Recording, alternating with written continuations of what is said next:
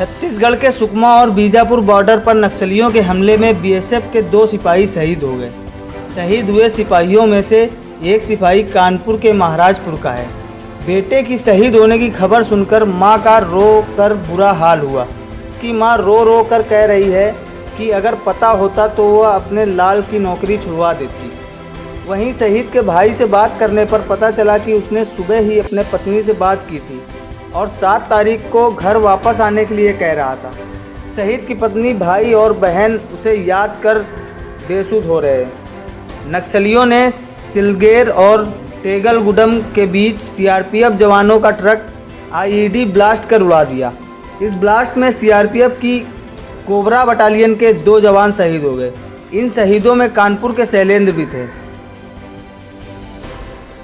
क्या नाम है भैया आपका? नीरज कुमार। नीरज जी, क्या मामला है? कैसे आपके भाई जो शहीद हुए हैं, जी अभी कैसे आपको खबर मिली और क्या?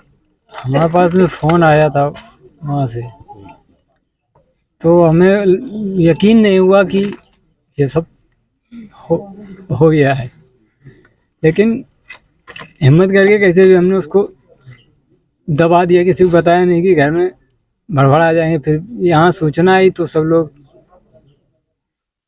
इधर उधर हो गए, सब भड़बड़ा गए। तब से आपने देखा ही है सब। अभी इस समय कोई आपकी तरफ से किसी तरह की कोई मांग रखी गई है या? मांग अभी कोई आया नहीं है ऐसा कोई जो हमसे कहे कि हम किस स्थिति में हैं। हमारी बस एक ही मांग है कि जो हमें कुछ नहीं चाहिए। जो लड़की है भाई, जो चला गया वो तो नहीं है, उसके जीने के लिए कुछ तो आगे के लिए हो जाए तो वो अपना गुजारा करती रहे बस। किसी अधिकारी ने आपको संपर्क किया अभी तक? कोई नहीं, किसी ने नहीं किया। और स्मारक के लिए था तो स्मारक के लिए तो चारों तरफ टहला रहे हैं, वही नहीं है। भैया, आज यहाँ पे आप लोग आए हैं, एक शहीद परिवार में एक शहीद हुए हैं, क्या बात हुई आपकी और क्या आश्वासन? हमारे जनपद का एक नौजवान आज शहीद हुआ है। हम सब लोग दुखी हैं, गम में हैं, लेकिन गौरवान्वित भी हैं कि हमारे क्षेत्र के नौजवान ने देश की रक्षा के लिए कुर्बानी दी है। हम लोग परिवार से मिले हैं। शहीद का भाई हमारे साथ में है। माँ और पत्नी की स्थिति बहुत नाजुक है। भावुक माहौल में उनसे बात करने लायक नहीं है, पर बात हो रही है गांव के लोगों से, भाई से। तो हम लोग यहाँ पर शहीद के परिजनों को सांत्वना देना चाहते हैं। उनसे वो हिम्मत से काम लें, हम सब लोग उनके साथ खड़े हैं। और प्रशासन से हम लोगों ने मांग करी है कि शहीद के लिए एक स्मारक बनाने का एक उचित स्थान देने का कष्ट करें और गांव को जो परिवार को मुआवजा मिलना चाहिए था शहादत का, वो और मृतक आश्रित की नौकरी, इसकी तत्काल घोषणा प्रशासन तरफ से हो जाए। जैसा कि आपने अभी बात करी भाइयों से, उनके भाई से, और भूमिहीन परिवार की बात आई है सामने, तो क्या आगे और भी कुछ इसके अलावा उम्मीद है? हम लोगों की मांग रहेगी, क्योंकि परिवार के पास मात्र 1.5 बीघा जमीन, वो भी पट्टे की है। माँ के नाम, भाई के नाम कोई ज़मीन नहीं है, उसके नाम भी कोई ज़मीन नहीं, उसकी पत्नी के नाम कोई ज़मीन नहीं है। तो हम लोग मांग करेंगे कुछ ज़मीन का पट्टा उनके नाम हो जाए और ये मुआवजा, नौकरी और स्मारक, ये व्यवस्थाएं तत्काल सरकार की तरफ से होनी चाहिए। अभी किसी तरह की कोई बात प्रशासन से आपकी? नहीं, अभी तो एसडीएम से बात हुई है। एसडीएम साहब ने ज़मीन चिन्हित करने को कहा है, पर अभी कोई मजबूत बात नहीं हो पाई है। हम लोग प्रयास करें अधिकारियों से वार्ता हो जाए और उसको, चूँकि भावनात्मक क्षण है तो हम लोग चाहेंगे नहीं कि इसका कोई राजनीतिकरण हो, और प्रशासन से अनुरोध रहेगा कि वो स्वयं में संज्ञान लेकर के जो भी सरकारी सुविधा मिलती तत्काल उसको देने का कष्ट करें। अगर ऐसा नहीं होगा तो हम लोग आगे रणनीति बना के बात करेंगे।